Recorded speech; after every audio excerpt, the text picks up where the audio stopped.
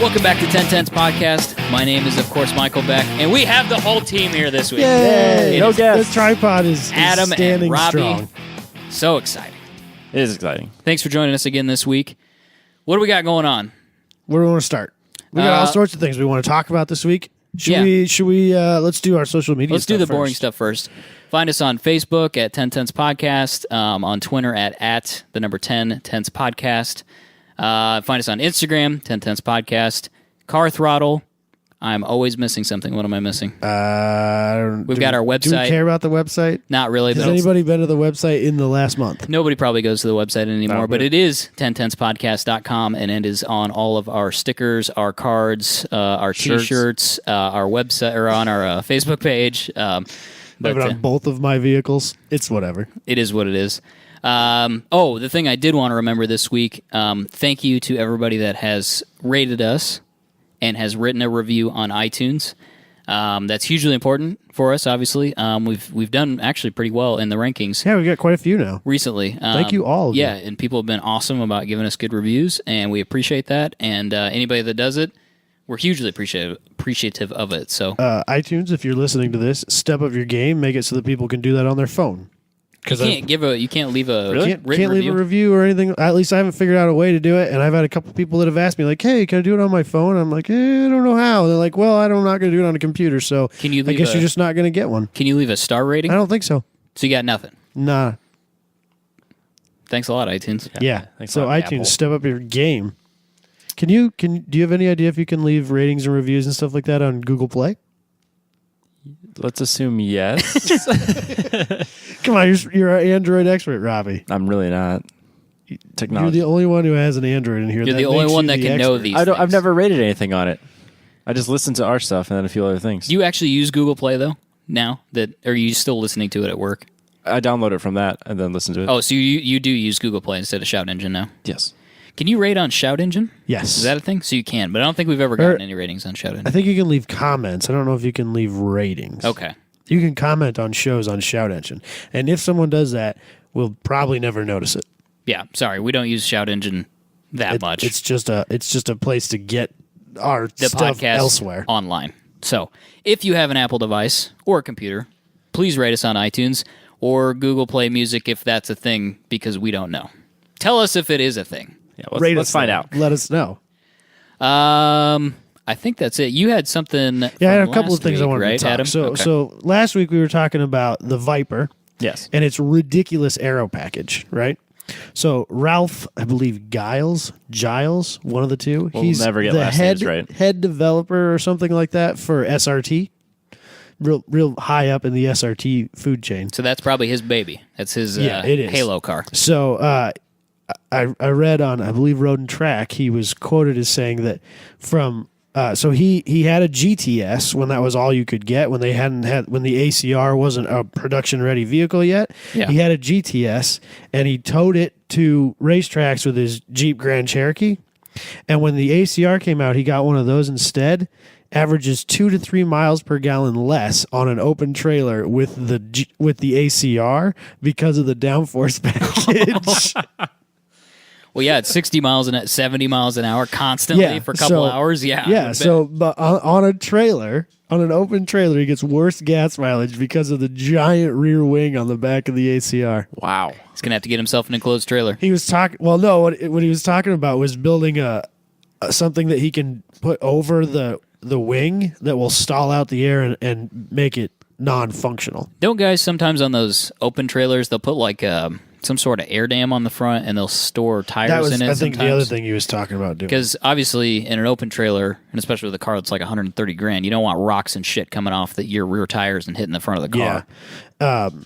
So my dad's enclosed trailer has the slanted front end on it. Yeah. It slants about to the halfway point and then drops straight down, height-wise. Yep. And that makes a significant difference in the way that trailer pulls. Oh, I bet. Huge difference. I bet. Because you get a weird pressure area behind the cab because between the truck and the trailer. yeah, a weird thing happens. Like have you ever passed a semi while you're pulling a truck in a trailer?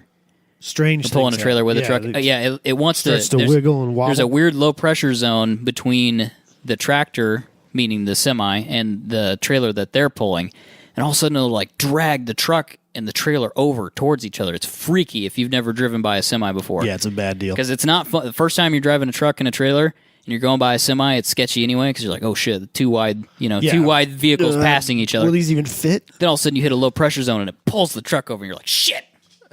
We're all going to die. Yep. Then you overcorrect into the ditch. Let's hope you don't. Well, that's the goal. Didn't you have something else? I had one other thing. So this is really old news, so that's why we're not putting it in the news section. But I was watching one of the Continental Tire Series races on my DVR. It was the race at Barber Motorsports Park. Okay, and in I believe their GTS class, they opened up the rules so that GT4 class cars would fit in there, so that cars that were built for GT4 racing in like Europe and stuff like that, those teams could bring those cars over here and compete stateside.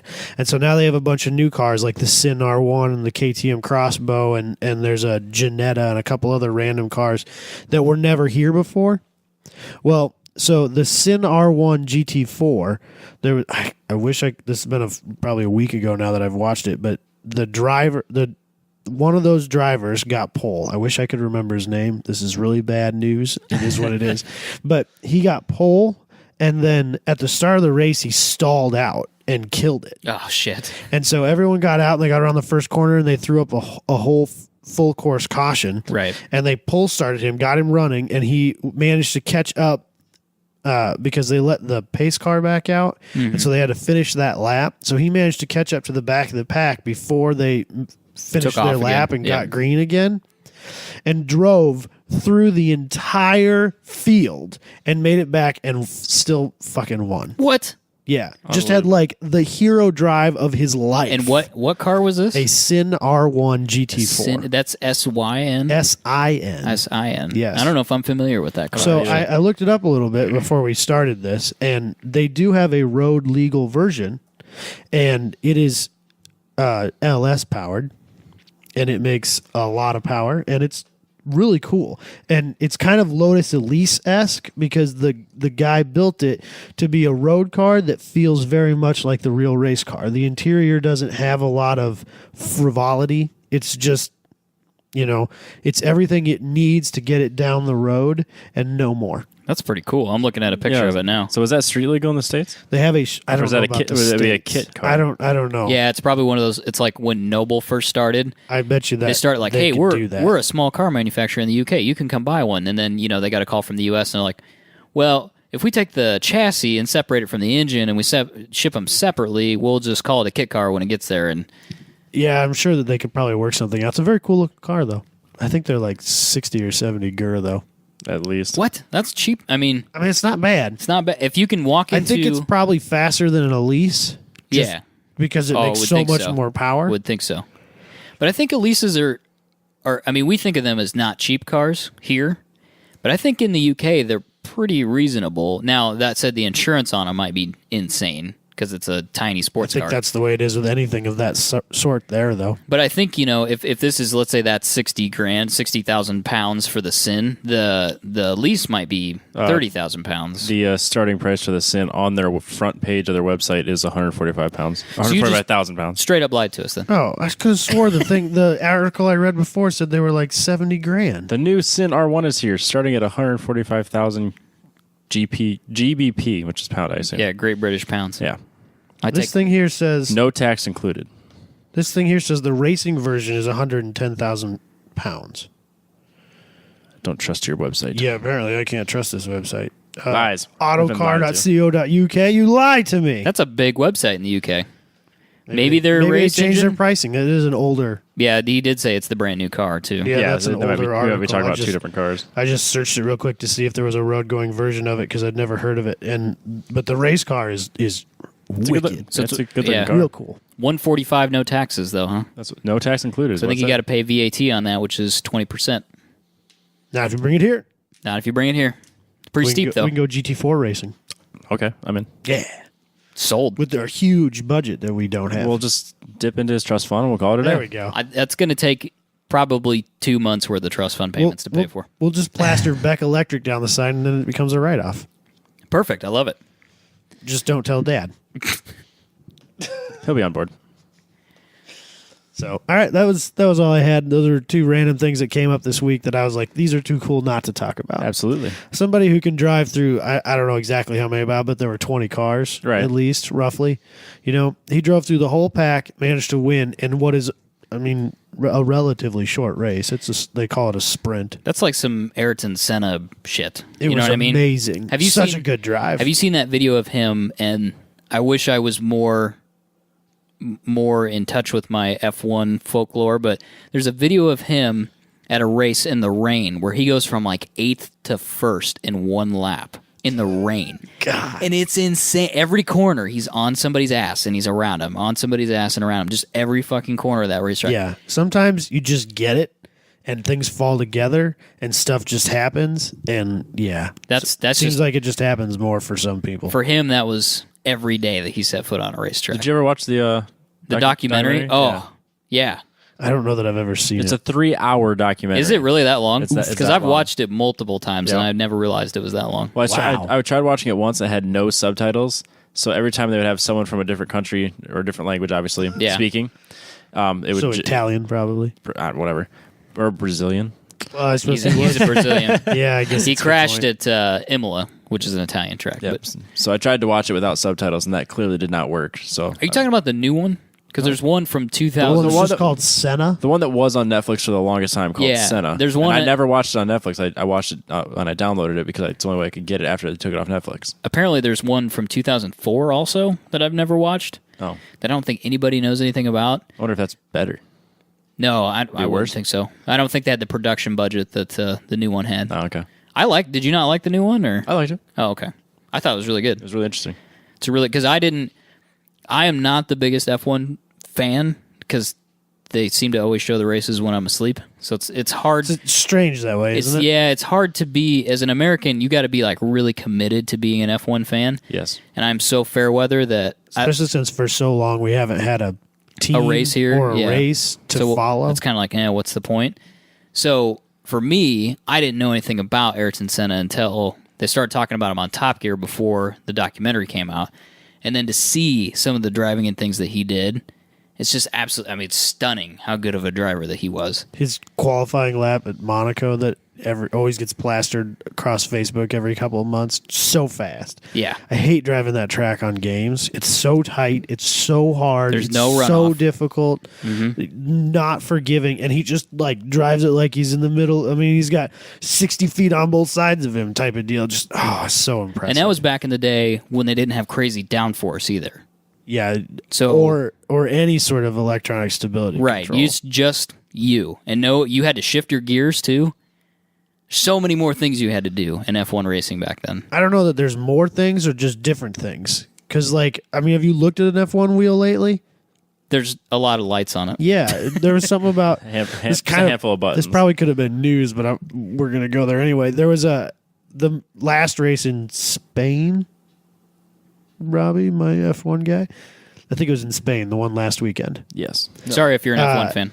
Yeah, Hamilton and Rosberg got in an accident. Yeah. Crashed each other out. Yeah, I did see that. And apparently Rosberg was in his low power 60% setting, and it was a mistake that he had made, and I think it was because he had pushed something or turned something on his wheel and didn't realize it. I think there's a dial. I think there's a power there's dial. a dial. And then there's obviously the KERS thing. And I think he messed it up by He accident. accidentally flipped it. And caused an accident in the process. Sticking with our on-point F1 news, that We're real tight. I think those steering wheels are like $100,000. I bet. They're carbon fiber. They're carbon fiber. There's so many electronics in there. Obviously, they cannot fail, so they're overbuilt. If you're the company that manufactures F1 wheels, you can charge whatever you want. I'm Yeah, sure. because there's one. Yeah, you're making some healthy profit off of those. Yeah. But it's crazy the shit that they can do on that wheel. I can't imagine driving that car well because it's got to be really hard just to drive that car.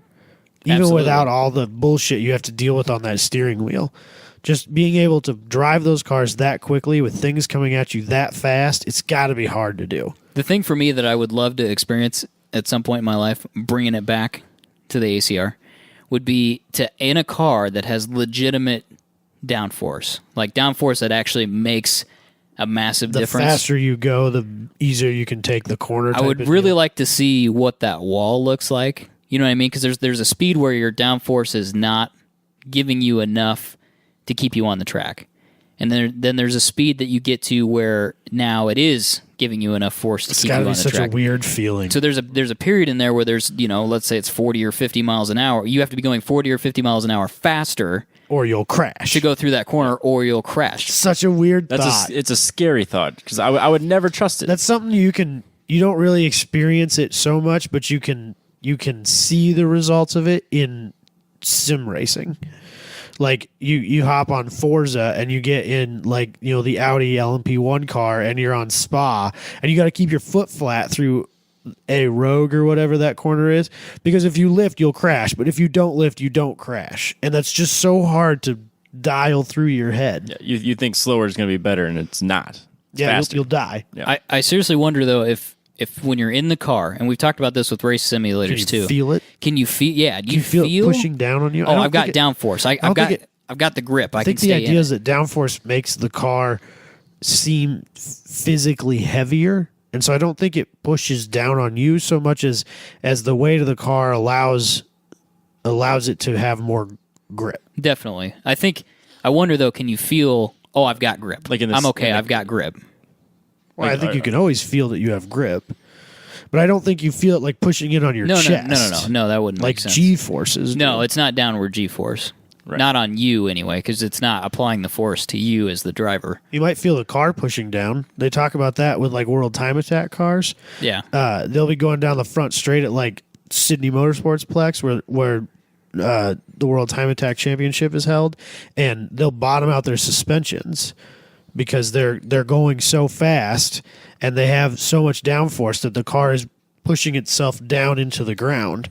It's not creating enough upward force through the springs to keep the car from hitting the ground. Like Nemo, the famous Evo that kind of turned the Time Attack world upside down. Yeah.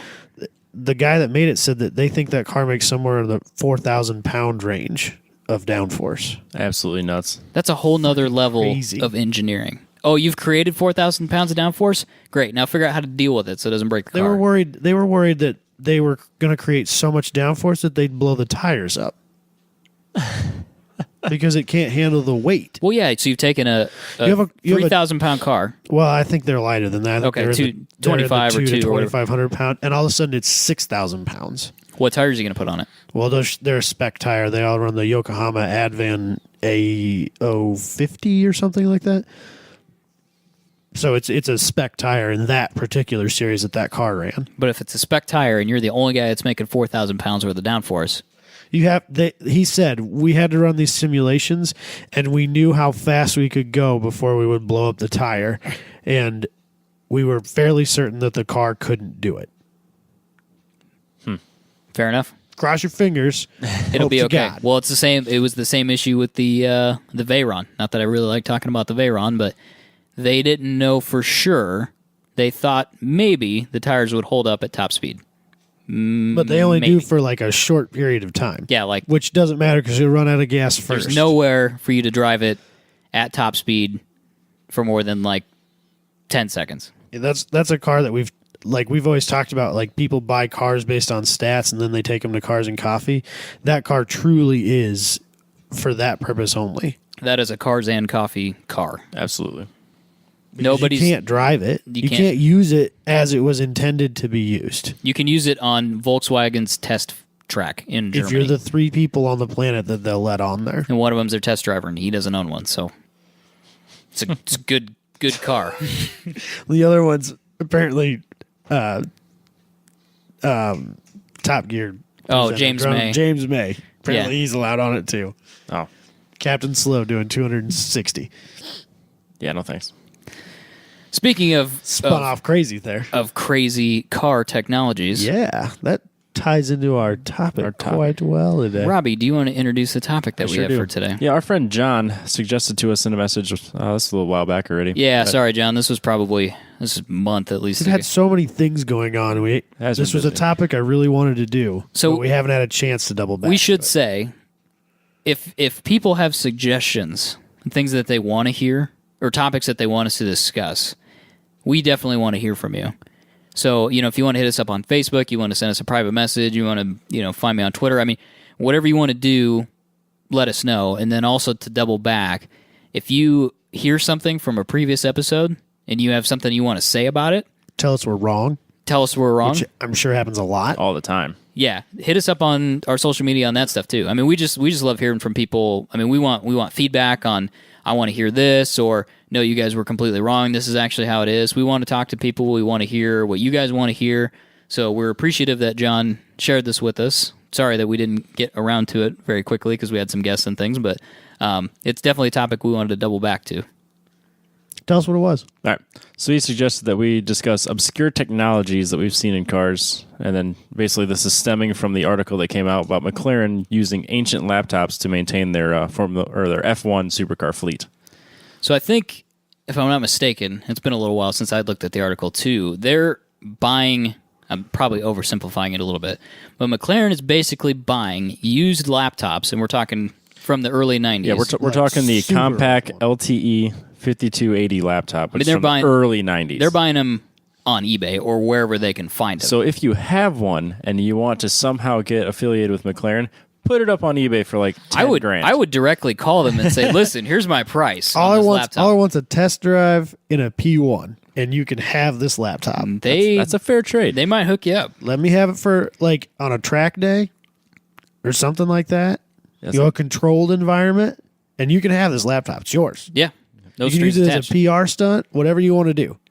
So it's a bizarre topic in the fact that McLaren is having to buy these used laptops that have this very specific chip in them because it's the only chip that will interface with the old McLaren F1, the road car F1. Yes. Yeah, so the road car F1 uses a CA card to interface between the laptop and the computer. Which is a term we don't quite know. I'm not. I don't know what a CA card is. Some of our tech friends should tell us what a CA card is. Not even sure. And then it's a DOS-based computer Oh, system. it is DOS. So it's I knew there was something to do with old school. DOS. I remember, a 6-year-old me, like, I'm on Windows 95 and I want to play my bass fishing game. Yeah, you had And to so go you gotta back to reboot DOS. the computer in DOS so you could. What a play your- bizarre issue. God, love I it. totally forgot about that. You know what else you used to do with DOS in school was Oregon Trail. Yes. That was DOS-based, wasn't it? Yeah, I think so. And it was on the ones that we had at my. This is good off-topic stuff. The ones that we had at my school, I think were they were the 5-inch floppy. Ooh. That were actual floppy disks. For the kids who don't know, we're not that old, but whatever. No, this would have been old technology when I got to it in school. But they had. So you think about, if you know what a floppy disk is, you probably think it's that 3.5-inch hard plastic disc. Yeah.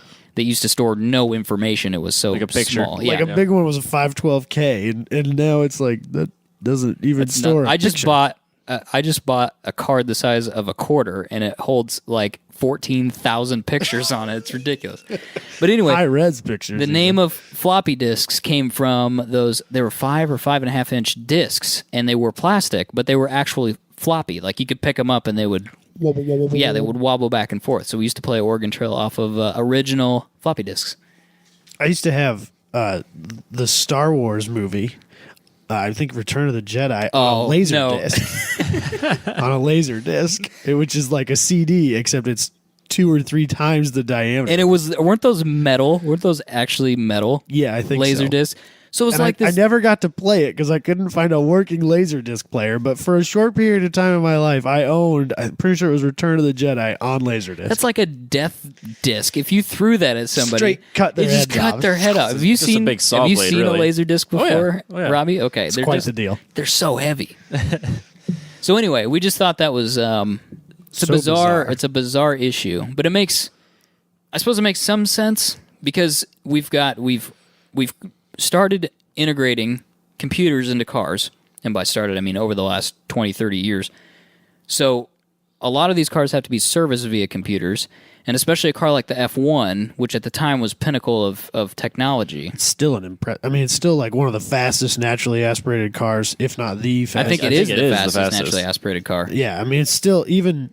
What is it? 25 years later. Yeah. it's still an impressive car, even by today's standards. But anytime you put electronics and computers in cars like that, you're going to have to service them via computer. And they're out of date tomorrow. So it presents a very interesting issue, and McLaren has discovered what that is. They're having to buy compact computers off of eBay. They did say in that article, though, they're trying to figure out how to replicate that chip. I can't believe they don't just you'd think they put could a just standalone Motec in it and move on with life. Yeah, you'd think they could come up with something where you just plug it in and then hook it up to a USB. But would you? I mean, doesn't that take away from some of the heritage of the? I mean, this is a very hallowed car. I don't really care. I guess. I guess if it's a $13 million car now, so I'm sure no one wants to mess with it. It's just like we go back to the Ferrari getting an oil change from Jiffy Lube ruins the value. But I can only imagine what taking. I would rather have my McLaren F1 a road car with a standalone that it didn't come with, right, than a garage centerpiece with a computer I can't service. Right, and that's why we're different than the people that actually own these cars. I guess for the most part. Yeah, that's a different world when you start getting into really high end supercars. And what you have to do to maintain them. It's a world that we don't understand. I would classify that as hypercar. I mean, that was the original hypercar to me. Yes, I would agree. So anyway, it brought up an interesting topic. We wanted to talk about technologies that have gone by the wayside that look weird and ridiculous by today's standards. That's where we kind of wanted to go with it. I think Adam had several stories. You had some stuff you talked to your dad about. I talked with my dad quite a bit. Now, my dad, he's been around cars since he was little. My grandpa owned a service station, and my dad has been there and done that with just about every form of at least American-produced vehicle on the planet. And so I called him up, and I had a little bit of a chat with him about some weird stuff, and I know of some weird stuff that I've seen growing up at car shows and stuff like that, and I think Michael probably has a few of those as well. I think this is going to be a real learning experience for Robbie. Yeah, you guys are educating me on these obscure things. This is going to be quite a deal. I honestly don't know if I've ever worked on anything that wasn't OBD2. I think some of these are even going to, I'll bet Michael has seen it and not known what it was, and it might clear some stuff up for him even. You two are going to sound like old timers, so this is going to be fun. I mean, I'm 20, almost 29. I'm old. But he goes by Datum for a reason. Yes. Yeah. I'm 28 going on 50. At least. So why don't you kick it off with one of the stories from your dad or something you remember? So we'll start with real old stuff and maybe move forward. Okay. When I was in high school, I worked for a dealership. I was the wash boy at the GM dealership in my hometown, and the guy that owned it was a diehard car nut, and he was all about originality, and he had mid-40s, well, I think he had 2 or 3 of them, frankly, but he had some mid-40s Chevy pickup trucks, and these were as bone stock original as anything you've ever seen in your life. I mean, literally the most up-to-date thing he did on was he converted them from 6-volt, which actually might be something in of itself. Fun fact, really old cars used to run 6-volt charging systems, and they were dog shit. Yep, and they didn't have alternators. They had generators, and they never fucking worked. Never, ever, ever, Shit ever, was ever. always dead. Just terrible. That was back when spark plug wires didn't have caps on them. They were just open-ended, and they clipped on the top of the spark plug, and that was it. Yeah, and they had points. Points are crazy. I don't even know really. I don't understand points either. I can't talk about points. So in the distributor, in a normal cars now don't have distributors; they have coil packs. But in a distributor from mid '60s, maybe early '60s. I think so. I'm not really sure. They went to a distributor as we would normally understand it, which is just kind of a wheel that spins around in there with a metal contact on the end of it. And the cap had most of the time 8 in that case, because you had 8 cylinders. Yep. Had eight leads that went to the spark plug wires that then went to the spark plugs. So that thing would just whirl around inside of there, and usually the cam would spin it. You had a shaft that came up from the cam, and it would spin this thing, and that's how you would distribute the power. It also spun the oil pump a lot of times. That's true, yeah, it did spin the oil pump. And that would distribute the power to each of the cylinders. So as that thing spun around, it would send the not 12 volts anymore, but it would send the electrical signal to the spark plug to spark, and then fire off the charge in the cylinder. So points, no idea how that. No, differs. I don't even know. There's a way to set them. Yeah, there's all this shit you got to do. There's a file involved. You got to file them? Something. I wonder if you had to like set the depth of them or something. I don't know, man. It's crazy. Stuff we don't. Crazy Thank video. God we don't. So have to electronic deal with them ignition, like even back then, cost like $12. You know, like it was whatever. So the very first thing you did when you got a car that had points was you threw that shit in the trash can. You put electronic ignition on it with a modernized cap and rotor, and that problem just went away. That was it. But yeah, so my old boss had these really early trucks, you know, inline 6 cylinders, the whole 9 yards. Bias ply tires. Yeah.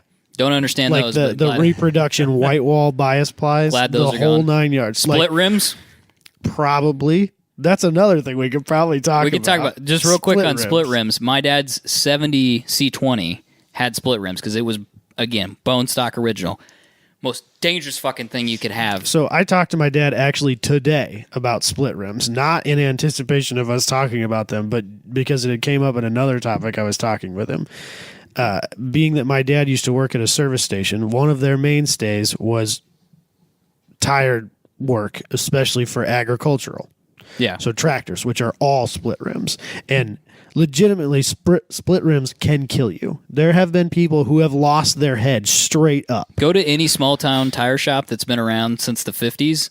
Somebody's died in that shop. For sure. Yeah. So my dad actually told me a story today where they had done split rims for years and years and years and years and years. And then one day, one of them exploded. And this is in a building that had a high enough ceiling that they could put cars up on a lift on it and work underneath them. And there was a ring on the ceiling. Last time my dad was in there, 25 years later, that ring was still on the ceiling where a split tire or a split rim had come apart and shot probably 15 to 20 feet into the air and hit the ceiling with enough force to leave a ring on it. And so their solution, a lot of people bought cages to put their don't have. They'll still blow. You'll shit your pants. I don't care what Yeah, you're doing. If you're but working on a split rim and that thing blows up in a cage, My grandpa was too Bad day. cheap to buy a cage. So what they did was that they would roll the tire over by a hoist and put the hoist up in the air a little bit, roll the split rim underneath it, and drop the hoist arms back down on the my tire, God. and then put the air thing on it and walk away from it. Oh my god! And when it would bead and start filling up, then you could come back to it. because what would happen on those? They're literally split. Yeah, and they're two welded in the middle. separate yeah, They would sections. explode apart like at the weld, obviously. at the weld. Yeah, I don't think they're I think they're bolted together. They're bolted together? And that's how you take the rim apart to get the tire and the inner tube out. and that would come You apart. unbolt the halves from each other, take one half out, and then you can pull the tire and the inner tube off. I think that's how a split rim works. so scary. Terrifying. Yeah. I'm out. So there's a Nice. lot of shops you'll go into. If you rock up in a truck like that's got a split rim, nope, Not Not touching it. Get out of here. don't Anyway. even park that in my parking lot. That had, I think the one that he drove most often had a 3 on the tree, which is kind of weird. It's a manually shifted transmission, but it's on the column. But it had 5 pedals. What? Yeah. Why?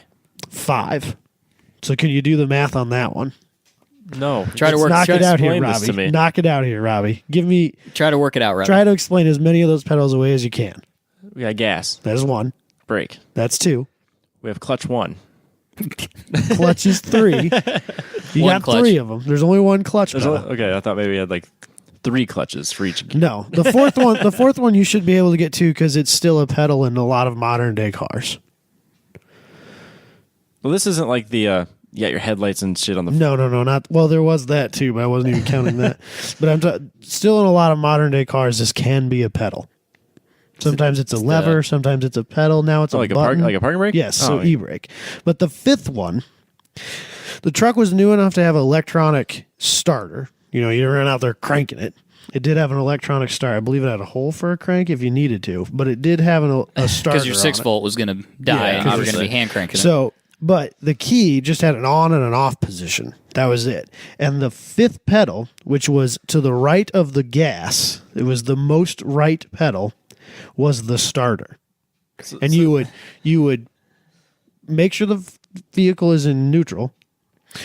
Use your right foot to push the starter pedal and your left foot to feather the gas to get it to start. And there was a knob that you pull out on the dash for choke to get it to run. Okay. And then you got to move your feet over. Yeah, it was bad. And if you're on a hill, don't bother with the starter. Push the clutch in. Bump started. Bump start it. Off you go.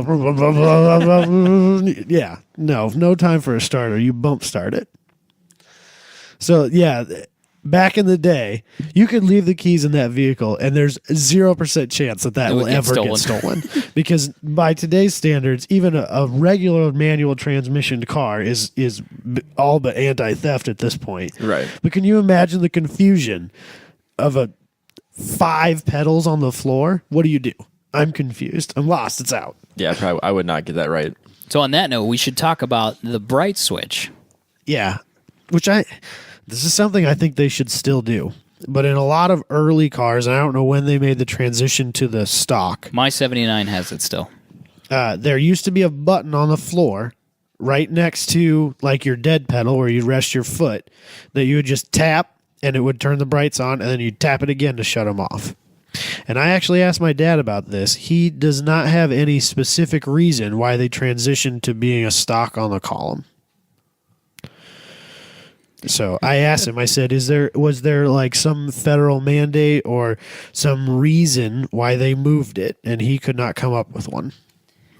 Do you think it was cheaper to manufacture all the controls on the column and not run a separate lead down there? I would for think that it foot switch would pedal? be, because manufacturing all that stuff in the column is very complicated and therefore should probably be more expensive than a simple momentary switch on the floor and 2 wires leading to it. Should be very simple to manufacture and install. I can't come up with a good reason why it needs to be there. Maybe they get wet. But if they fail, they're easier to replace than when they fail up on the column. yeah. No, maybe it was a moisture deal. That could be. I agree with you 100%. I couldn't, because when I was pretty young when I got the 79, but when I got in there and started driving that, I was like, holy shit, why aren't all bright switches on the floor? This is way safer. Good. And as we were saying, when we were talking about this the other day, we were saying, you're not, even if you have a manual car, you're not shifting when you're using your brights usually. You're usually on, a county highway. Yeah. You're going 55 miles an hour. Somebody's coming. You can easily reach over with your left foot and tap that switch to turn down to your normal lights. I don't know why they don't use it still. It makes sense to me. I like them. Anything that keeps your hands on the wheel, why is that a bad technology? Yeah, that's how I feel about it. So anyway, it's gone now. Yeah, crazy. Sometime you ever been in a vehicle that's had that you're aware of? I've never driven Never noticed one that way? No. Sometime in the 80s, they got rid of them, apparently. No, on this page here, they're claiming that the 91 Ford F-Series, I think, still had them. 9140, that's pretty new, relatively Or speaking. E-Series, sorry, the 91 E-Series. Oh, the vans. Oh, the vans. Sorry. Nice. Sorry. That doesn't surprise me. They haven't changed anything in those vans since 1965. Yeah. So, no, I've never driven that. Crazy. Did you have another story? I have a couple. Yeah, just keep You going. got one? No, go ahead. Keep You going. want me to keep going? I'll just add color commentary. This is one that I think Robbie's going to be like, what the fuck? Too bad we don't have video to watch my face as you guys tell me all these old timer this is stories. the one where this is definitely one where we should be periscoping. So this is real early, like pre-war stuff for the most part. Although I think they used it into the 50s. Okay. But way back in the day, air filters used to be in oil baths. Oh, yeah. Yeah.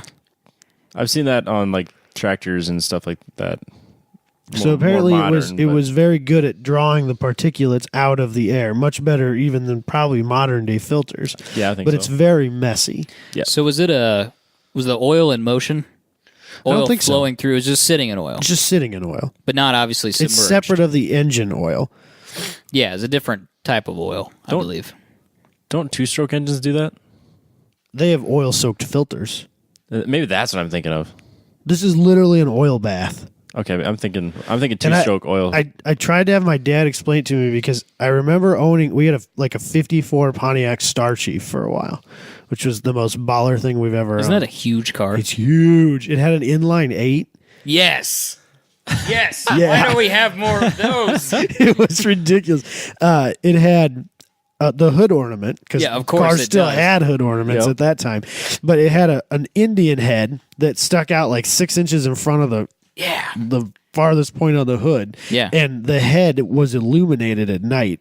And there was a chrome strip that went all the way down the hood, like a proper hood ornament shit. Back before they were worried about pedestrian safety, Because if you hit somebody with that, you were definitely going to kill Yeah, them. you could pierce their skull with it for sure. That's the only reason that hood ornaments went away. So cool. Pedestrian Love 'em. safety. But Yeah, they're cool. You're It kidding had me.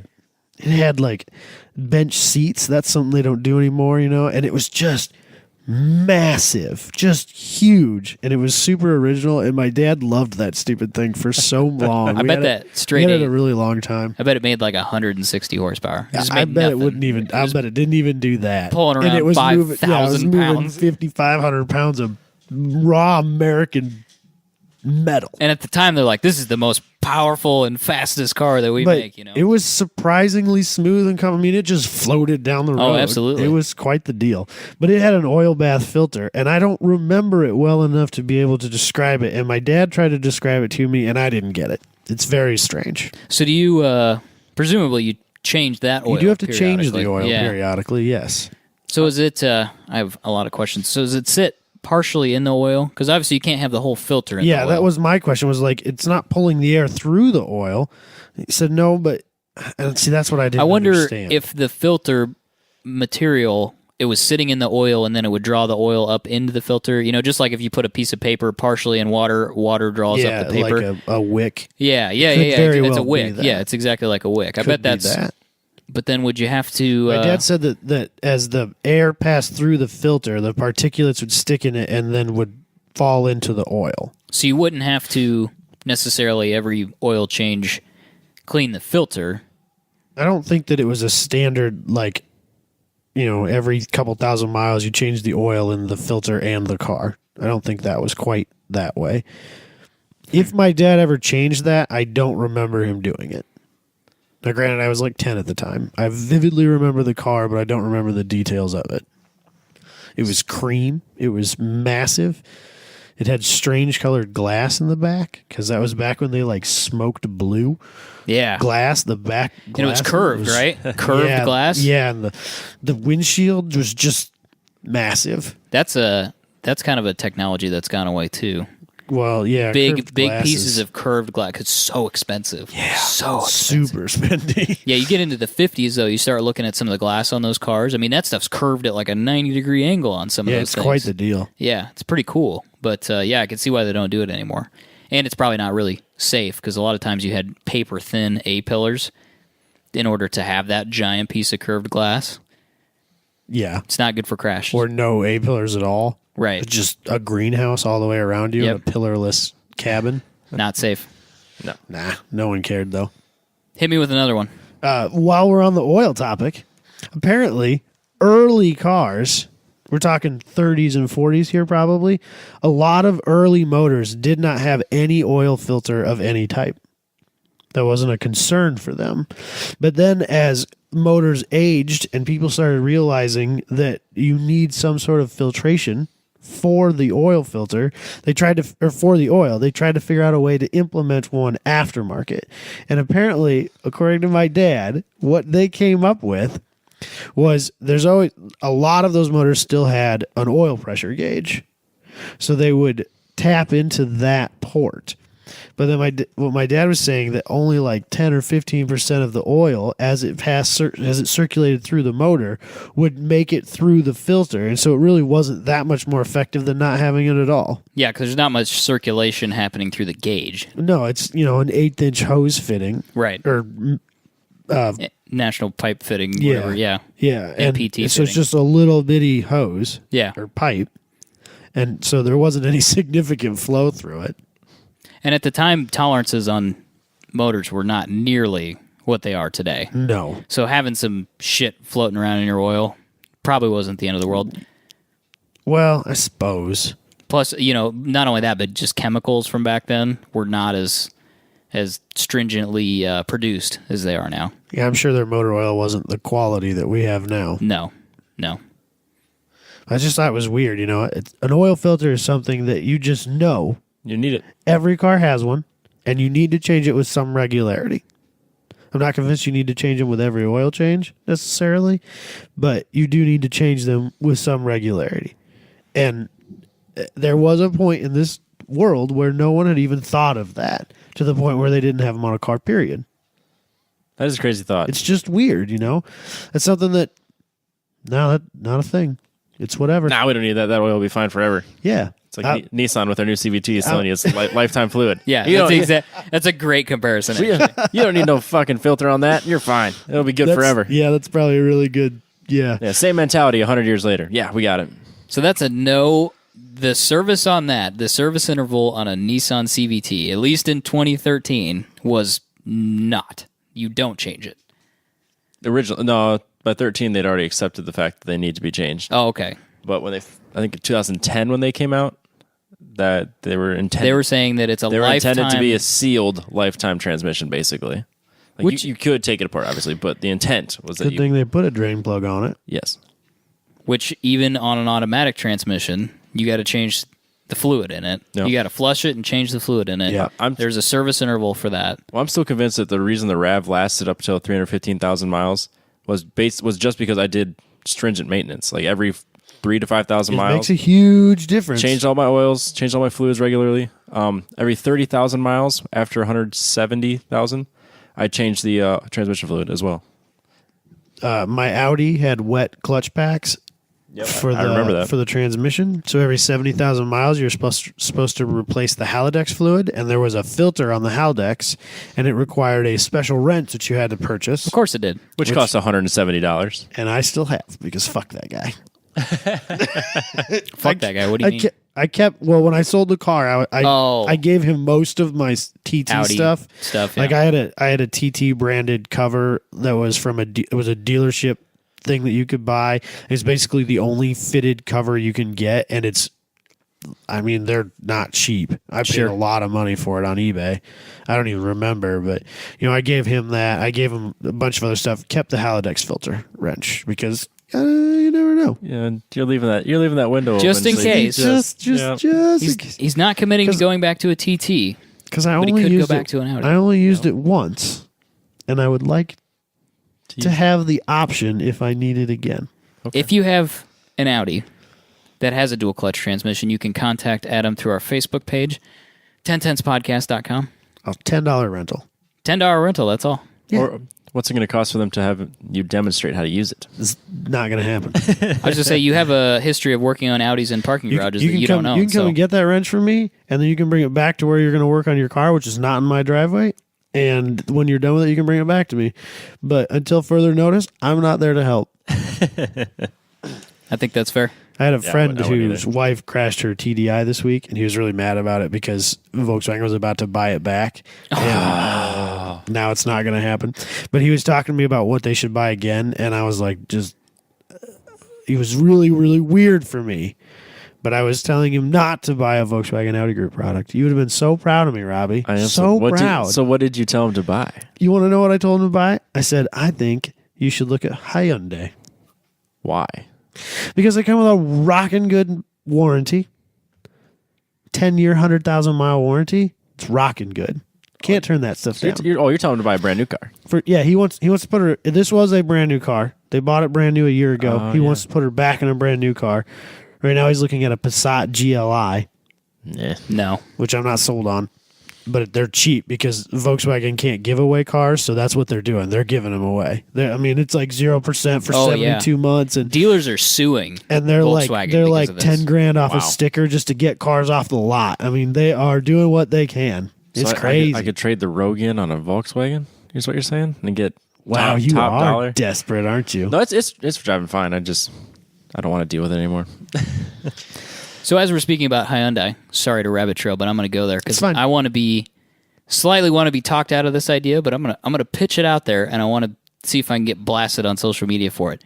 Been seriously thinking about getting like a 2010, 11, 12 Hyundai Genesis sedan, I forgot. 5-liter R spec. It's quite a car. This Genesis sedan, the 4-door Genesis, Why? came with a 5-liter V8 in it. yeah. 5-liter V8. 5 liters. Yeah. That's It's five. the R spec package. It's got upgraded suspension. It's got bigger sway bars in 3 it. more than what he's got right now. No, it's more than that because I only have a 1.6. Oh, It's a huge engine. yeah. So It makes 430 horsepower, Robbie. 130. what is your obsession with these big, huge, heavy Luxo barges. Thank you. Because you know what I Why? really want? I want a 2005 Mercedes E55 AMG. Then why don't you just buy that? Because Smoke show. yeah, for sure, explosion. You know why he doesn't want to buy that? Because even trust fund over there can't afford rear tires on an E55 AMG. No, I can't afford the service on it. Because if something goes wrong, I don't know how to fix it. On an E55? How many listeners do you think actually believe that he has a trust fund? All of them. I want them all to believe that he has a trust fund. Okay, so Robbie, talk me out of the giant Luxo barge with the huge engine. Why still don't have- you like Luxo barges? They seem because it's super practical For a guy that has, it's comfortable, it's boring, it's relaxed. You just There's so much. floating. It's got down. cooled it seats, Robbie. massages your back while you drive about. It's just Robbie, what do? I drive like an asshole on the interstate. Which is true. Having, if you're gonna get having a a 5-liter Genesis sedan. But if you're gonna go that way, why don't Straight don't pipe get a for Hyundai? sure. Get your Cadillac. Get your Mercedes. Yeah, but because those are boring and cliche. those are cliche. This makes more power than the first gen CTSV. when you're driving 5,000 pounds around, who cares about that power? You're not using it to drive fast. You're using your race cars to drive Wrong. fast. Wrong. You're using it to do burnouts. All the burnouts. Big smoky burnouts, preferably. Like we're living that Australian dream. Okay, oh, that's true. It's on the inside. It's businesslike. It's composed. comfortable, it's quiet. On the outside, it's a giant tire smoking madness fire spitting machine. But if he's not treating it as such and he's just driving down the interstate at 95 miles an hour, That's other than not the fact the that speed he's speeding, other than the fact that he's speeding, no one will ever notice him because he just blends in. He's normal. This is I can't understand why They you will wouldn't think like I'm a it. businessman until I blast past them in my flat billed Jegs hat. I feel weird encouraging this and you're not because it's super practical and boring and I still think it's I a would great not idea. call it practical and boring. Are you kidding me? You could haul 3 kids and the groceries in that. It bad gets boy. like 23 MPGs. I like how you're always including the kids and the family aspect of it now.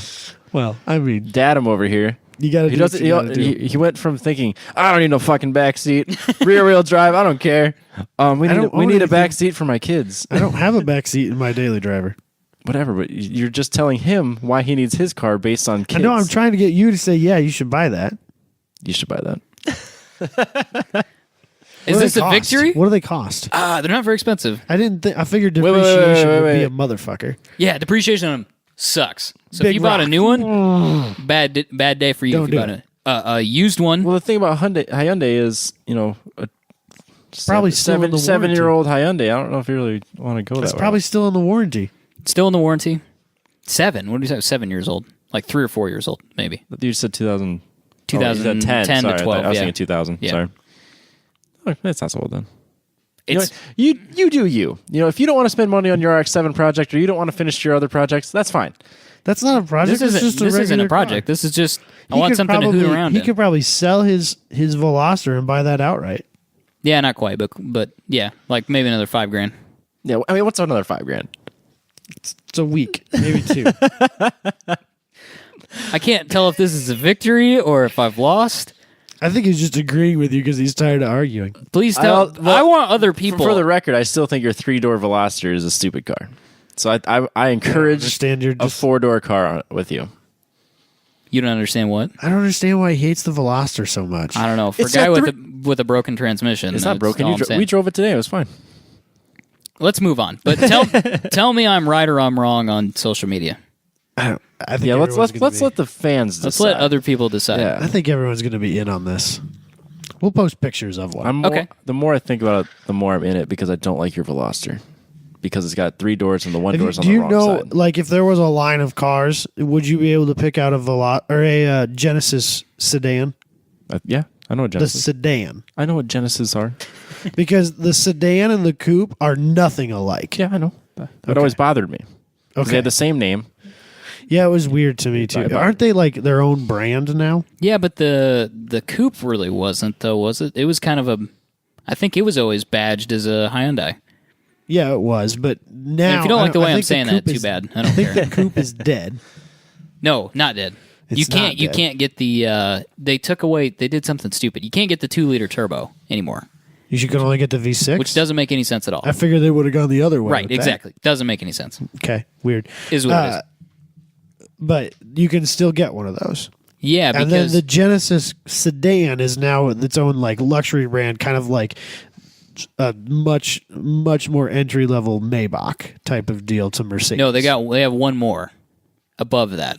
the Equus. The Equus. Is that what it is? Yeah, and it's still pretty, air quotes, cheap. It's like $70,000 When you're looking at a Maybach, yeah, it's cheap compared Or to an S class. They're shooting for probably like cheap 7 Series buyers. Like I want the 7 Series lifestyle, but I don't want to pay for it. You bought an A6 luxury package, Yes. that sort of thing. Yeah, because I think they're about $70,000. It's not terrible. It's a lot cheaper than a $110,000 S class or whatever they're going for now. It's Steep. a lot of money for a car you don't drive. Yeah. But anyway, yeah. So We tell really- me your opinion on that. Did you have any other technology? I don't know. I feel like there were a few random things that. Do you I got remember? one. I got one. That I did think of another one. Okay. You go. No, you go Okay. ahead, and I'll come back. So the one I had, not really a technology, but just an interesting design change. So we were driving around in the C20, going to one of the old Cars and Coffee. It has all the old cars have like crotch coolers. Do you remember this, Adam? yeah, they have those vents down low that you pull open. Yeah. So in Yeah. the C20 that we have didn't originally have air conditioning, but there's a vent that both on the driver's side and the passenger side, and the C20 is a truck, by the way, if you don't know, Chevy pickup. You can reach down and grab this lever under the dash and pull it open, and it Does your opens. Camaro not have that? Not a vent, no. Because your dad's Camaro should. No, it's got both of those cars were air conditioned cars. Okay, so They they have- wouldn't have them. An air conditioning vent that blows at your crotch. Right, but the non-AC cars, muscle cars of the era, had the Had the vents, crotch vents. like you're speaking of in the truck as well. What precipitated? I mean, what meeting did they have where they're like, we have air conditioning now. We should really blow air at people's genitals. Well, they were worried about crotch rot. I would. Is that what it was? That was a real problem in the '60s, Yeah, apparently. I mean, you got your Georgia swamp ass going. I think it's great. I'm not opposed to it. No. I'm just saying it's a weird. It's not a technology. It's just a weird design thing that was very common, and now you Well, I can't think it blow was air the at your easiest crotch. place to duct air in before they had AC. And since they already had that set up, when they figured out AC, they just went with it. I'm sure what happened, because it was a simple place to add something to bring air in other than the little triangle front window thing, which didn't really bring a lot of air in. Just No. gave you a place to get rid of your cigarette ash. Is that what that's for? As far as I'm concerned, it's what it's for. Oh, those little triangle, little triangle windows? at Yeah. the A pillar. yeah. Never thought about that. It's just a place to get rid of your cigarette ash. Which is another. They don't have ashtrays anymore. Nope. Yeah. Calling the 12-volt power outlet in your car a cigarette lighter is not going to be a thing anymore. Nope. Not at all. Yeah. It'll be where you charge your vape pen. To recharge your Hey-o. phone. Whatever. Have you bought your vape pen yet, Robbie? I have not. Do Why they not? have I vape like- pens I- you can plug directly into your cigarette? I'm sure they Charger? do. I don't know. Did you know that they have underglow on them? I know the blue ones when you Yeah, they light up. they light up. Yeah, you So can stupid. get an illuminated tank. It match your underglow. Yeah. I don't have an underglow anymore. You guys made fun of me. I took it off. You ruined it. What was your other I technology? have one thing, more. Adam? I think you might not even know this one exists. Okay. So way back in the day, the 50s, probably, mostly, you could get like, the sun visor that was external to the vehicle and overhung over the windshield, Yeah. like 6 to 8 inches. Like this. You could see them on trucks still every once in a while. It's an aftermarket thing. That used to be a factory option on cars in the 50s. And the problem they realized was that with that, you can't see the stoplights. Yeah, that makes perfect sense. Yeah. So they came up a lot of those cars, and I asked, this was multiple brands, and there was a little glass prism on the center of the dash that was designed in such a way that it would see the stoplight, reflect that to you, so you could look at the center of your dash and you could see the stoplight in the prism. So you could see when it turned to green and go. Huh. I've never seen such What a thing. bizarre thing. Yeah, and I've seen them in cars and car shows. They still have them. It's still a thing.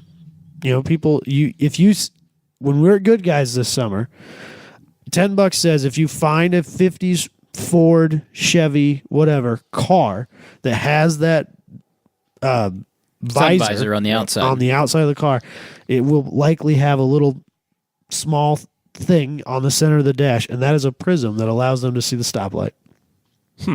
And I said to my dad, I said, why was this those sun visors? Was that because they hadn't realized I could put them inside the car and make them fold away into the ceiling, or what? He goes, no, those existed at the same time. It's just that they were still a styling cue, and people still want them. You could buy them as factory options. You could get cars in that time that had both visors. Seems a little redundant. That was what they wanted. Very strange. But that's a really cool little piece that a lot of people, even if you had seen it, had no idea what it was. Yeah, I wouldn't have known. Yeah, very strange little thing. So, transitioning slightly, what do we think, as far as technology goes now in cars, is going to be weird 30 years from now, 40 years from now, 50 years from now? Obviously, at that time, it's hard. It's hard to say for sure. Obviously, what technology is going to do, and probably by that time, we've had this debate before. But autonomous cars may be mandatory, so a lot of technology may have changed. Let's pretend that hasn't happened. Let's pretend that we're still driving our cars. What things do they do now that will seem weird then? My first gut instinct, the one that comes to my mind first, is knobs. Because they're already going by the wayside. Yeah. And I hate that. Like, everything's a touch screen now. I hate that I have to look at my touch screen and potentially even change pages on my touch screen to get to my climate controls. I like that in my S10, which is an early 2000s vehicle, and it's very basic, there are 3 knobs. There is temperature, where it's blowing, fan speed. And I can change those things and know where they are based on feel. I don't even have to look. And that, to me, makes you a safer driver, because if you can move those things without taking your eyes off the road, that's better. And I think that this touch screen doing away with knobs and buttons is a bad idea, but that is the way we're going. Well, have you seen the new top spec Ford cars, like the Fusion? No. Because my buddy has, it's like a 13 or a 14 Fusion, and it's like the titanium one. My little sister has one of those too. She have that. Yeah. The real high end ones don't have buttons on the center console. It's just like it's like a flat piece of plastic, and they've written what the buttons are on it, and then there's maybe a button underneath it, but it's not capacitive touch. Is that what it is? Probably. So it's not like an actual physical, like if you're reaching over when you're supposed to be watching the road to change the temperature or whatever, there's nothing to touch to know what you're touching. So you can't, without moving your eyes off the road and looking at the center console, right. You don't know where your fingers are. Correct. That's just wrong to me. I think it's dangerous.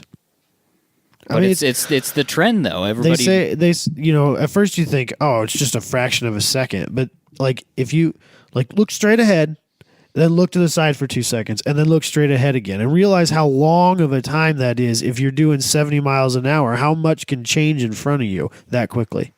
It's bizarre that we are simultaneously making things more distracting while adding more and more safety aids.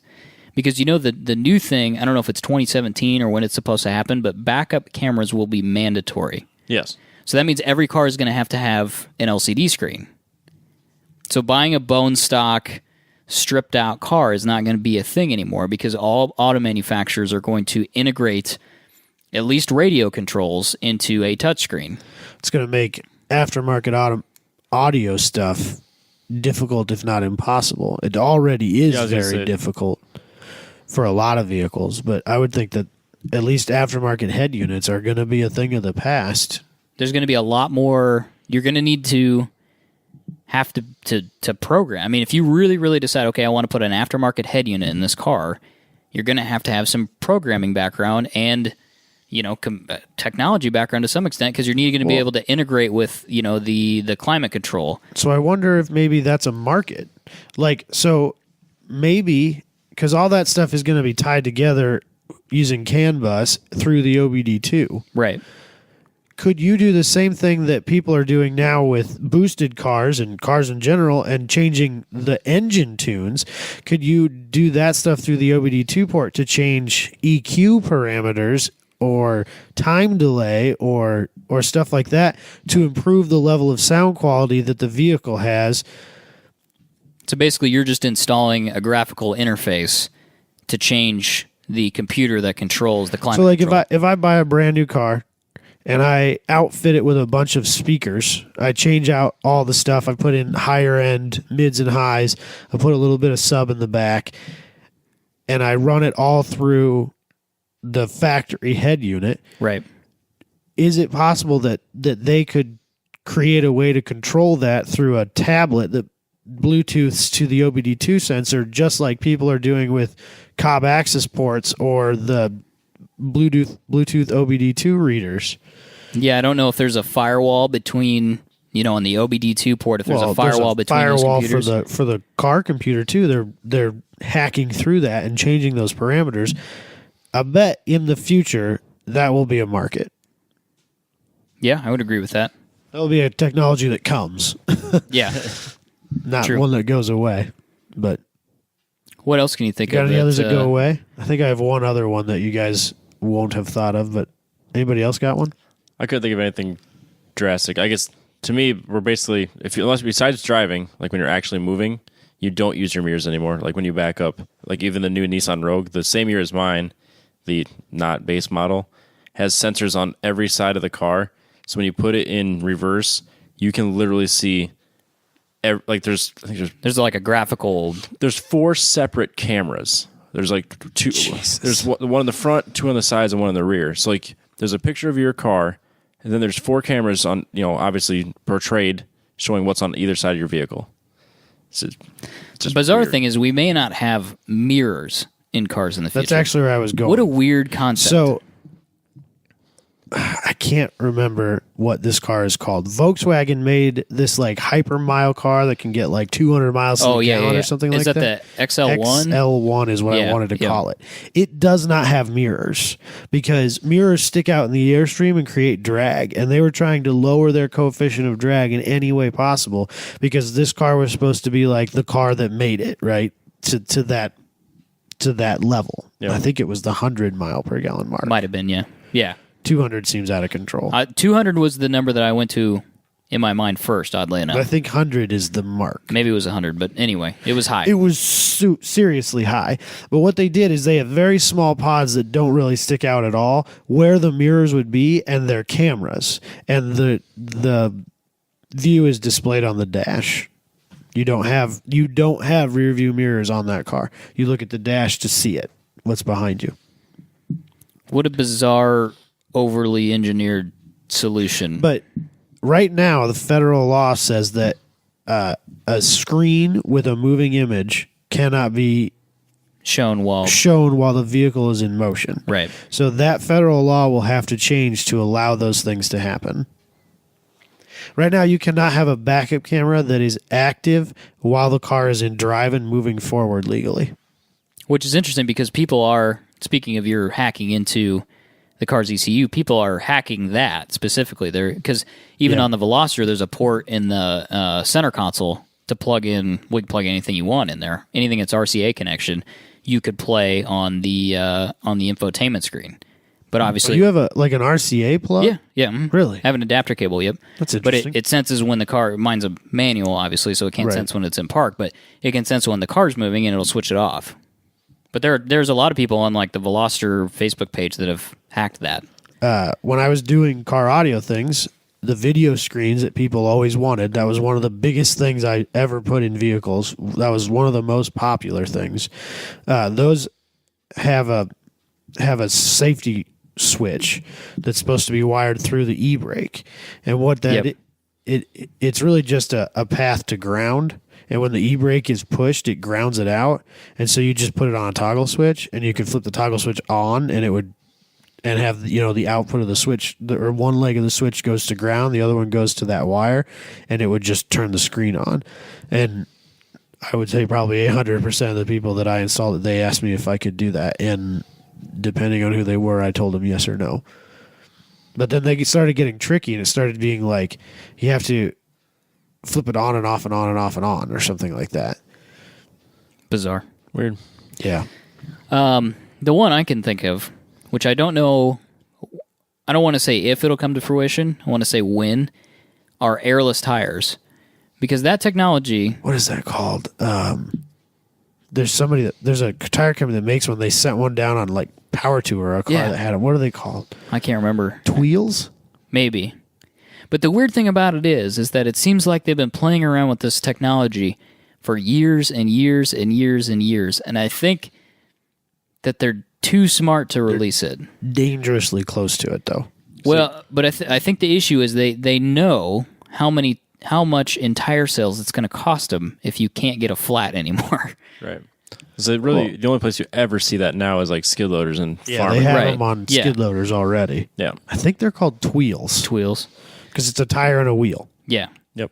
Or even just some sort of tire that doesn't take air anymore. But Well, the you ones wouldn't that be able they've to made- mount that the on a ones conventional wheel. that I've seen, they're one unit, Yeah. Yep. But is not really what I'm after. No. well, the ones that we see, I think, are for display purposes. So like they have no sidewall and they look kind of goofy because they're like, Well, hey, look at what's going on, behind the scenes. I It's wonder not necessarily if, what they would because they produce. have that structure inside like that, I wonder if they can make them lighter so you have less unsprung weight and therefore you have a car that could handle better.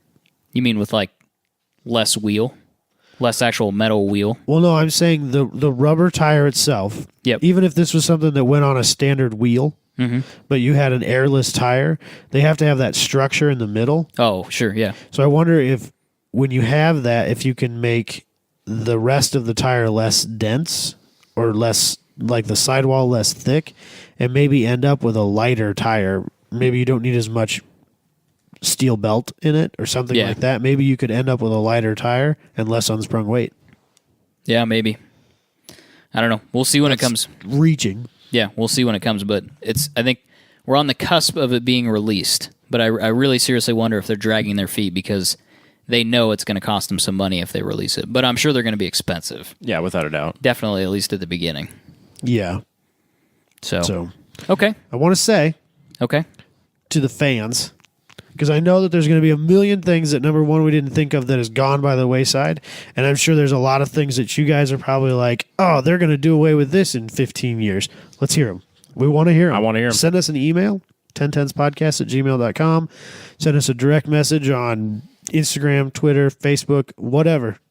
Let us know. Or We wanna post hear it on the about page. We'll see if Post we it can get straight up on get the a page. discussion started. Tweet them fun. at us, whatever. Absolutely. If you post them on the Facebook page, and I really like it, I might even share it so that everybody sees it because user posts or whatever you want to call them aren't real. They get buried. They don't. They aren't real public. It's kind of. So if you post something on there, I'll probably share it so that the rest of the world can see it because I think it'd be fun to have a little discussion about this. I bet there's a lot of things, weird things that we didn't even think of. Oh, without a doubt. For sure. Robbie, what do we got for news? Well, kind of transitioning from the obscure technology features of cars. Right now, the Germans don't want your neck to be warm in your car when you have your convertible. So if you've How got a dare they? if you have a Mercedes-Benz product that is a convertible, you can So get an SL whatever. you can get a technology, if you want to call it a technology, but basically what it It's is, an option. it's a vent that's in the headrest, and it blows warm air on your neck if you're out driving around on a 50-degree day. And it has the worst name of any individual option I think I've ever heard in my life. The air scarf. The air scarf. When I told Katie this, she was kind of only half listening to me, as she often does. And I said something. Mercedes-Benz is not allowed to sell the air scarf in Germany anymore. And she like, oh, okay, whatever. And then wait, what? What scarf? She was very taken aback by it. So Apparently, Daimler, who owns Mercedes, or is Mercedes, however that works, has been told by a German federal court to stop selling air scarves in Germany because they don't own the patent. there's someone else, or is it just not owned at all? Yeah, Ludwig Schatzinger. Ludwig Schatzinger owns the patent. Is that an Apparently, individual or a company? yes, that's a person. He designed it back in 1996 or something, and Mercedes just stole it and said, we're going to use it.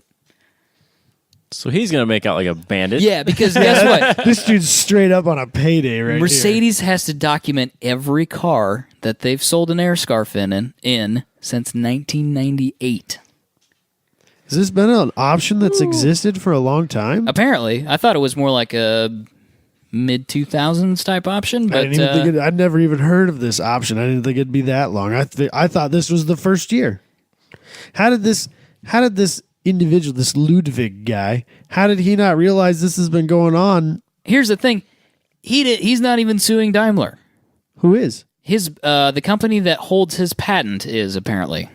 Oh, okay. So, but why did it take them nearly 20 years to go, oh, wait, we own that, don't we? Oh, shit. Maybe they knew and just let it happen for a while. So they were going to rack up all these charges? Yeah, so now they've got, instead of, oh, you sold 100 cars, now you got to pay us. No, they sold 10,000 cars. Well, I don't know how many it is, but here's the deal. If Mercedes sells one more car with an air scarf in it, and of course this is just in Germany, it's a 250,000 euro fine. Oofta. Wow. One car. You're going to feel that one in the morning. What are they going to have to pay Ludwig German person once they figure out Needs more vowels. Yeah. how many cars they've sold with this air scarf thing? Is it billions of euros? I mean, seriously. I don't know. Because they're going to figure out what they charged for the air scarf. Probably something stupid like 2,000 euros. And he's going to get a cut of every single one of those. They're just going to have a recall, and they're going to bring you in, and they're just going to unplug it, pull the fuse out, and send you back out on your way. What are you talking about? They don't work. Your air scarfless. That's not a car. vent. That's a design feature. Yeah. It's a cubby. You can store things in it. Well, kudos to Mr. Ludwig. You are now a billionaire. Yeah. So good for you. And $10 says in 1998 or whatever, when he came up with this, he was like, "This is the stupidest thing I've ever done." But whatever. This is the absolute bottom of my design career right now. I'm creating a vent that goes up the back of a seat. He wanted to say that he has a patent. As many people, I myself would love to be able to say I've got a patent, and he's just like, "Here's a whole patent." What do we got next, Robbie? Phrasing. Here's a whole fill with a patent. In light of Mitsubishi's fuel economy lies, really, for like the last night. Yeah, that was How many crazy. years?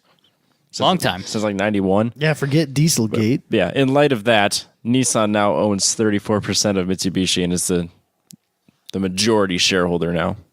So did you realize that this makes them like, because they also, I don't know if it's a partnership or they own part of Renault as well. Yeah, it's so Renault Nissan. Renault Nissan, or Renault, if you don't like the French. It's Renault. Renault Nissan. So now they're like the fourth biggest auto manufacturer. Is that it? I would have expected them to be higher than that, I guess. Well, Mitsubishi apparently is not very good at selling cars, so Especially you in don't America. say. didn't move the peg very far. What do they make right now? Exactly. Do they make a Lancer still? I don't know. They make that little. They make a bunch of crossovers. They make that little iMev thing. My EV. Sure, that looks like it was originally designed in 1999. You can buy one of those. They have that crossover SUV that Robbie probably loves. That's not true. No clue what you're talking about. It's that commercial where they have all those random, like there's a Ninja and a bunch of other random stuff. Oh, yeah, that is a Mitsubishi commercial, isn't it? Yeah, it's a Mitsubishi commercial. That might be why they're not selling Is cars. it a Montero? They sold I 95,000 feel like the vehicles Montero's the bigger one. They only sold 95,000 vehicles last year. Is that in the U.S. or worldwide? In the U.S. in 2015. I think. Is that not very many? I don't know how No, many. that's not. That's hardly any. Yeah, their market in the United States is virtually nothing. Apparently, they're good at selling small cars in Japan, though. They don't make the Evo, so I don't care. You know, 90s and probably even early 2000s Mitsubishi was incredibly interesting.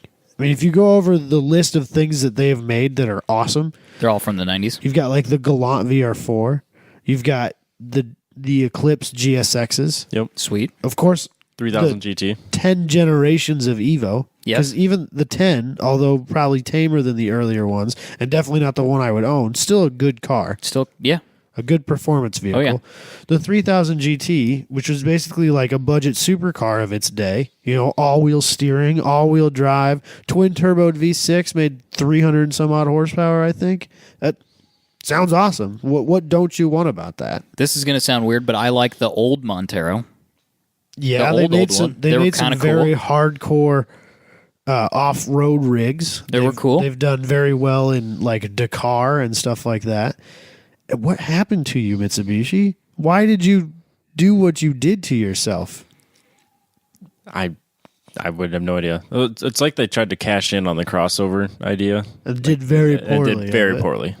Yeah, they're also kind of doing. They've got some electric car technology. Isn't there Apparently. like a town where that's all they're allowed to drive?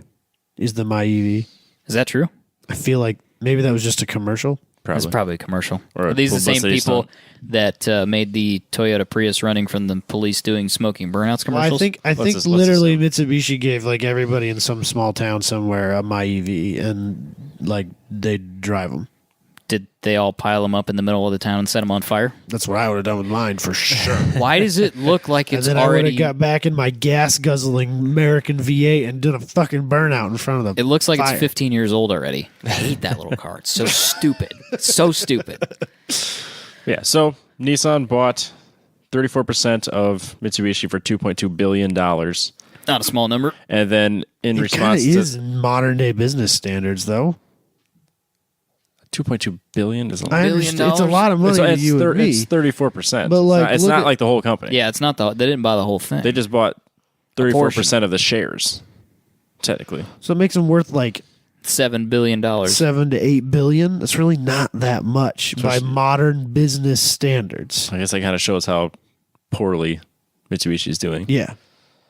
And then in response to that, too, their president and vice president have resigned this week and will be announcing that at the next shareholders meeting. Well, so here's the thing about that, though. So if you own, in Japan, if you own more than 33% of a company, you have veto power over management. So I wonder if that's why they quit. Because now Nissan executives can come in and say, nope, you're not doing that anymore. Stop it. Yeah, Probably a good thing. That's frankly. what the Yeah. article said is like they're literally having Nissan employees coming in to Mitsubishi now. Like Yeah. they're going to be in the same headquarters. So is that what the plan? Are they going to make? Is Mitsubishi going to go away and they're just going to make Nissans? That's or not is the way it it still sounds. going to be a It's separate company? total separate entity. It sounds like. So we're going to get the Evo back? Ooh, you know what? That would be a good move for Nissan. They make like a mini GTR, but it's the Evo. You know what I mean? Oh yeah. So you make an Evo. It's like an entry level GTR, and then you say, "Yeah, I need more than just the Evo." Then you go get a GTR. It's not a bad move. I don't know that would work well in market.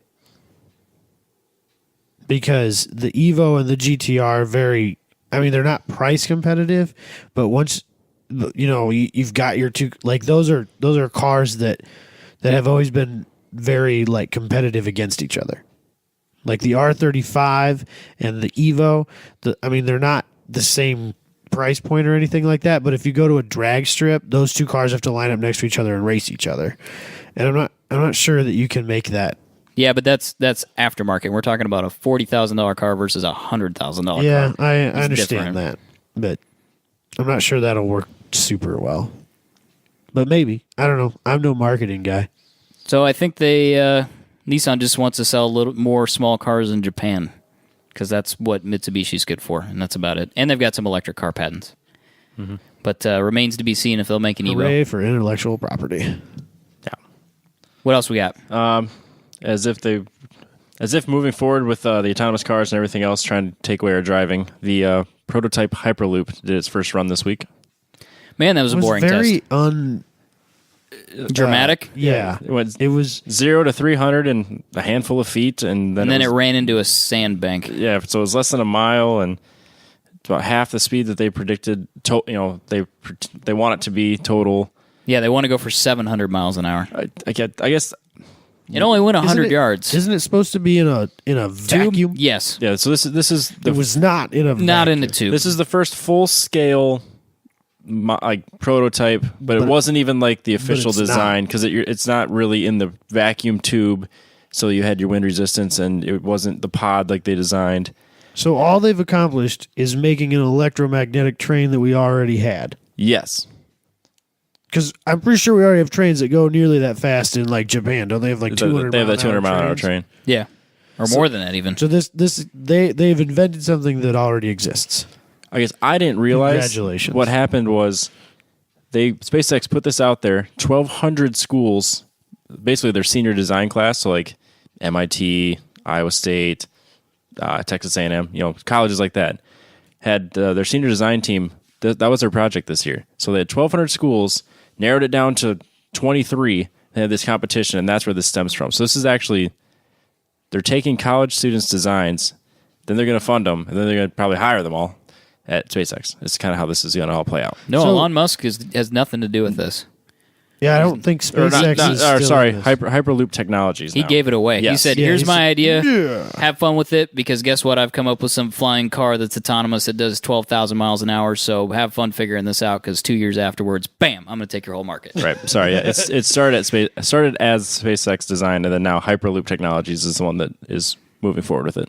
I still love that Elon Musk owns Tesla, Yes. which is supposed to be, like EV clean vehicles, and SpaceX, which takes lots and lots and lots of the world's most explosive materials, fuels and explodes them and then uses it to propel something into space. And so the carbon footprint thing, He's balanced. He's trying to break even in the most grand of ways. Yes, and it's working. I just love it. I don't like a lot of the things he does, but I kind of want to meet him. He's kind of an evil genius type. He's kind of He needs a mountain. that he has a lair in for Yeah, sure. he needs a mountain layer. It needs to be hidden. and a big cat. There needs to be like a part of the rock face that retracts. Raises up. Yeah, and then he it flies a has to spaceship have the into it. orange glow of Yeah. hot lava. Yeah, because all the obviously, time. because if you have an underground lair, if it doesn't have lava in it, you're wasting my fucking time. It's true. It's very true. You have to be walking around. There's like lava. There's a pool of lava. There's a river like that a runs through. mysteriously large number of nameless security force. There needs to be tanks with sharks in them, and I think they have to have lasers technically attached think to their that's heads. a prerequisite If you're as going to well, be an yes. evil genius, you have to have sharks with lasers. Yeah, him and Christian von Koenigsegg, they both need layers. It's- And Elon Musk's would be like all electric and off the grid, and Koenigsegg's would be made of carbon fiber. As it should be. I don't think that's going to be very discreet, if I'm honest. Hey, look at wait a minute. Is that a carbon Is that a fiber carbon mountain? fiber mountain? And then it just has a bunch of exhaust Coming out of the top. yeah, and those are shooting flames. Oh, how do you power your carbon fiber layer? E85 flames. Yeah, we have 12 V8 engines that make 1,300 horsepower. That generates the power On E85. on E85. They got a big yellow ship that brings the fuel in. Yeah, I like it. that's what he needs. Yes. So anyway, congratulations to Hyperloop, whatever your name is, for taking an electric magnetic train and running it into a sand dune at 300 miles an hour. Yay. What's up next? Maybe this is a market we could get into. We could start inventing things that already exist and getting a bunch of news coverage because of it. Can we get universities to do all our design work for us? Let's start a car company where we build this crazy thing. It has 4 wheels, and we'll call it a car.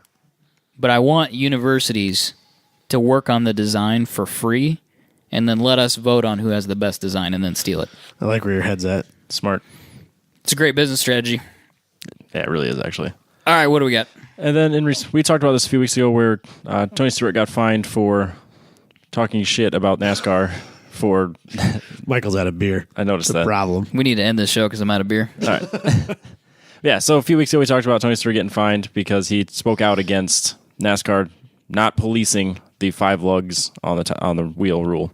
Well, NASCAR put out the rules saying that you have to have your tires or your wheels secured in a safe fashion, which They is kind fined a guy, didn't they? yeah. And now they're making an example out of Kyle Busch's team. So last week they win the race and then they get a $20,000 fine, and his crew chief gets suspended through May 18, and they miss the next race at Dover, all because his lug nuts were not completely tight. I think his crew chief directly got the fine, Yeah, which sucks even more because it doesn't come out of team money. I'm sure it does. I'm sure, yeah, it probably does. I mean, but, that team sneezes and loses $20,000. They don't care. but yeah, so it's So the new rule is they inspect them before the race, and then they inspect them after the race. So really, if you really wanted to, you could, you do your warm-ups and your qualifying and make sure everything's tight. And then on your last tire change before the race is over, you make sure everything's tight, and you're okay. But the real bullshit about this, the reason it's so hypocritical is because they fined Tony Stewart for speaking out against a safety issue. Yes. Which NASCAR, this is a safety issue that NASCAR created. And then as soon as somebody kind of walks that fine line of that safety issue, then they turn around and fine them. So it's like, what's your motivation? I'm so confused about it's really weird. The whole thing. Everything, yep.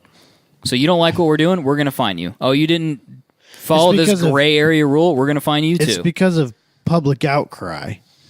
It's people like us who are like, what the fuck are you doing, NASCAR? Right. It's them being... And now they're like, shit, now we got to save face. Let's find that guy. Yeah. It's hugely hypocritical. It makes it worse, if anything. Yeah.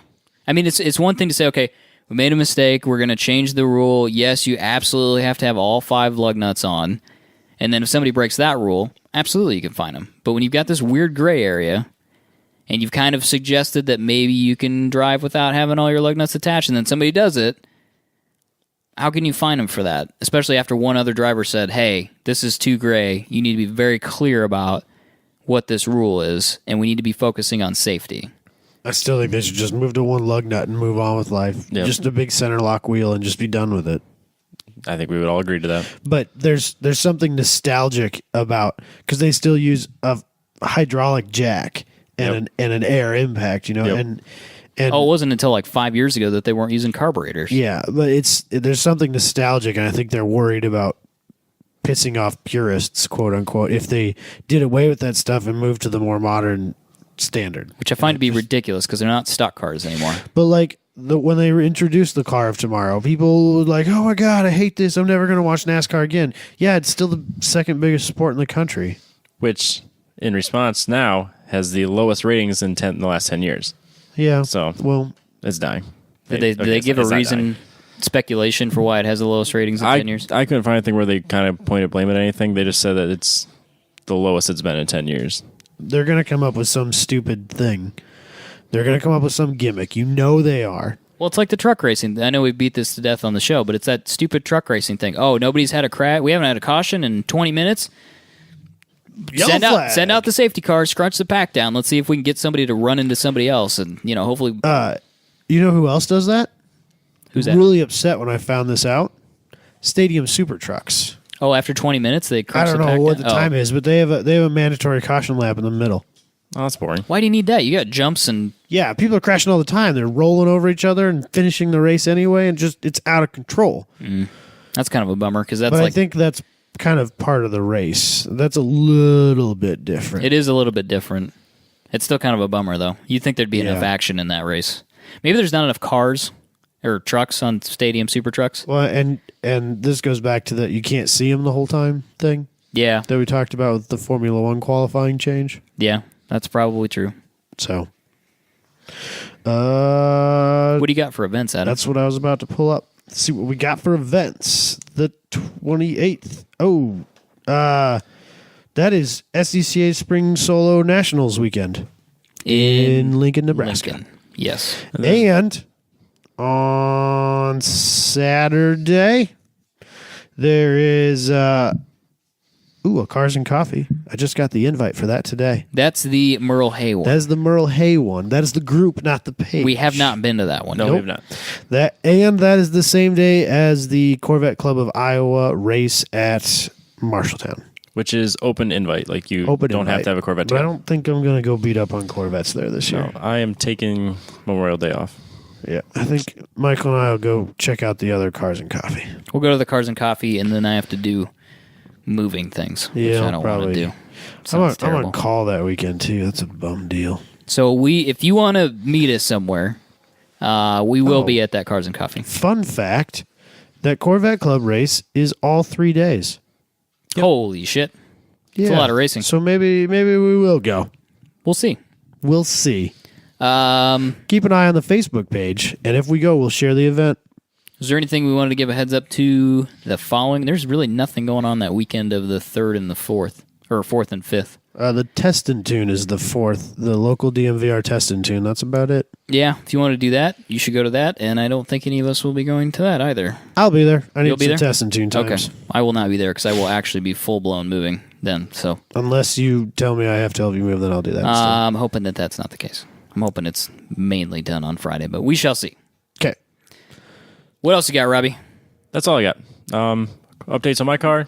There are none. It's still not done. I have all my suspension parts. My top hats and stuff came in today. My goal, by the time you hear this, the car will have raced. You're gonna knock it out tomorrow, tomorrow. Well, which is the I've 19th. decided that I'm gonna take your approach to alignment, which is max the camber, max the caster, move on with life. Hopefully, it goes in a straight line because mine didn't when I tried that. And, That was my problem. And I'll get it aligned later because I just don't physically have the time to get the car back on the ground tomorrow so I can have it at an alignment rack on Friday so I can race it on Saturday. It's just not going to happen. And there's some rear end changes that I want to make, and then it will have to be realigned at that point anyway. So I'm not going to pay to do it twice in the matter of weeks. So Yep. just going Hopefully, to wait till that happens. hopefully you can get it drivable so you can come to Marshalltown. If not, I'll co-drive the Fiat. Drive the Fiat. Robbie can't be bothered to race, so he's not going to be there. He's I'll be there. I just won't be going racing. to be there a little late. I don't get comfortable driving other people's cars. I don't know what's the thing. I'm always worried about crashing it. It's just I get really weird about driving other people's cars. Someone's got to crash it. Michael hasn't crashed it yet. So. I know, but I've wrecked every other car I've driven, so now I'm moving on to other people's cars. You haven't wrecked them. there's a You've just reason broken them. there's a reason I've never let you drive my car. You've just broken them. You've never wrecked the Fiat. Yeah. You've just broken. Last year, I went on the tear of breaking the Fiat, the 68 Camaro, the 79 Camaro. I think I broke something else, too. I can't remember. It was all in one. Motorcycle, maybe? Yeah, that was all in one summer. Just breaking shit. Straight break. Now it's my turn, apparently, because my truck's on the fritz. My Omni doesn't start right now. I don't know why it won't start. Oh, nice. It just decided it doesn't want to Because start we anymore. took the carburetor off. and No, put I back drove on. it around for a little while. It ran great, and then one day it decided it doesn't want to start, and I haven't figured out why because I haven't had time to mess with it. Old car things. Just realized that. I might not have a car that runs. It might not matter. Okay, whether you might be running the Fiat. Anyway, so yeah, we will catch you guys next week. Thanks for tuning in. Bye, guys.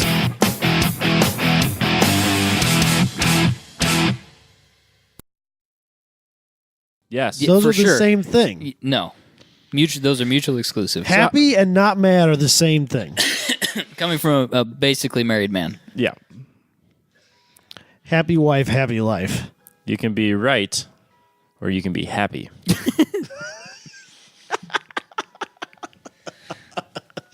There's going to be so many sound bites in this one. No, I've already Oh, yeah.